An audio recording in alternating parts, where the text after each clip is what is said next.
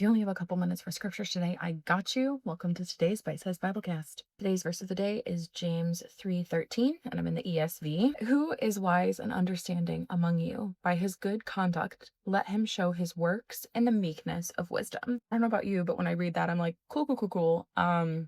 What? So I pulled out my very handy Blue Letter Bible app, which I highly recommend if you have not downloaded it yet. And I looked up some words. So the word for conduct. So by his good conduct, let him show his works in the meekness of wisdom.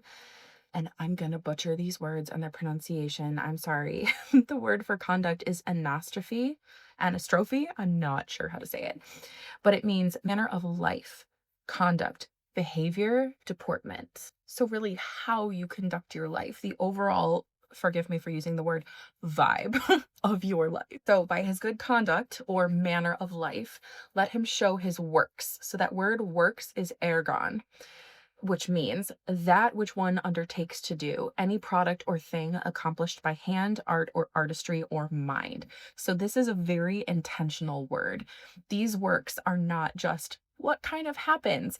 It's the intentional actions you put out into the world. It's the intentional choices you make, how you present yourself to the world, all of the things that you do with intention. And then finally, the word meekness.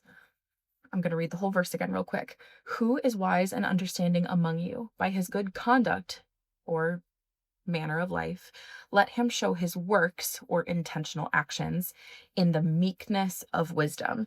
Now, that word meekness, that one kind of punched me in the face today. Meekness or proutus, proutus, mildness of disposition, gentleness of spirit, meekness. There's really no arguing around that one. Mildness of disposition, gentleness of spirit. I don't know about you, but that doesn't always come super naturally to me. Or rather, it only comes supernaturally to me. Get it? Because I can't do it on my own because it's supernatural. Okay. Anyway, let's read it one more time all together. Who is wise and understanding among you? By his good conduct, manner of life, let him show his works, intentional actions, in the meekness or gentleness of wisdom. So if we are wanting to show that we have the correct answers, if we are wanting to put out into the world that we have understanding of truth and what truth is, there's some pretty specific instructions here for how to actually go about demonstrating that wisdom. And it's not by shouting down at our opponents. It's not by being the loudest in the room. It's not by being the most forceful or even the best debater in the room. It is by letting our manner of life, how we live our lives, the vibe of our lives, which I don't love the word vibe, but I feel like it communicates here. That's shown by our intentional actions and how gentle we are in sharing that wisdom and in living our lives. Something that God said to me today when I asked him, okay, what do you want me to know today after going through and reading this verse and kind of digging into these words? And he said, steady, stay the course. Don't get sidelined by things and projects I haven't assigned to you. Is your heart pliable? Is your disposition meek? Start there. Head down. Stay the course. Because I am someone with a very strong sense of justice, and with a lot of things going on in the world right now, particularly in the Christian community, I have this anger burning inside of me and this frustration, and honestly, even a little bit of a sense of betrayal. And so I have been just ruminating in my mind on how can I right these wrongs? How can I make sure people know what the truth actually is? And God very gently reminded me this morning, yeah, hey, see this verse?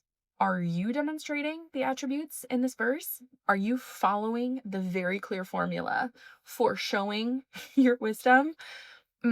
Okay, let's focus on that, honey bun, which I don't think God would sarcastically say honey bun, but also he has kind of a sense of humor. I think we all know that. So instead of spending my day working on a project to prove that I am right and to show everyone the truth, I'm going to turn back to the things I know that God has given me to work on right now. Because even things that seem right and good, the enemy can use our interest in those things that, again, seems right and good and like a good use of our time.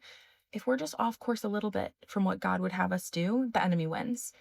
If we're just focusing on a different good thing instead of the good thing that God has given us to do right now, the enemy wins. So my question to you today is this: Where could you be chasing something that's good or something that seems like it's in your best interest or the best use of your time, but isn't what God has set before you right now? And on top of that, measure your own manner of life, your own intentional works, your own meekness, your own mildness of disposition against the standard that scripture has set.